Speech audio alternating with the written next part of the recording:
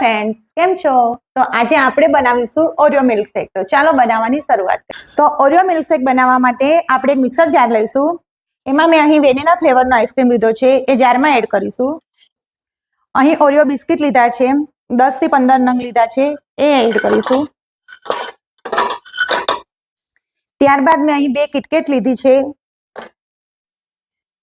હવે મીઠાશ માટે આપણે કન્ડન્સ મિલ્કનો ઉપયોગ કરીશું. અહીં આપણે સુગરનો પણ ઉપયોગ કરી શકીએ છીએ. હવે આપણે થોડું મિલ્ક એડ કરીશું.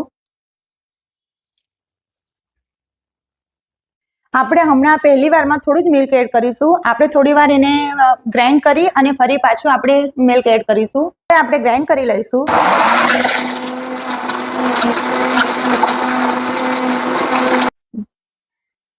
આ રીતની આપણે સ્મૂથ પેસ્ટ તૈયાર કરીશું. હવે આપણે જે બાકીનું મિલ્ક હતું એ બધું જ મિલ્ક આપણે એડ કરી દઈશું.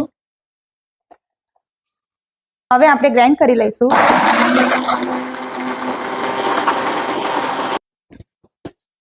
તો ઓરિયો મિલ્કશેક બનીને તૈયાર છે. હવે આપણે એને સર્વ કરી લઈશું.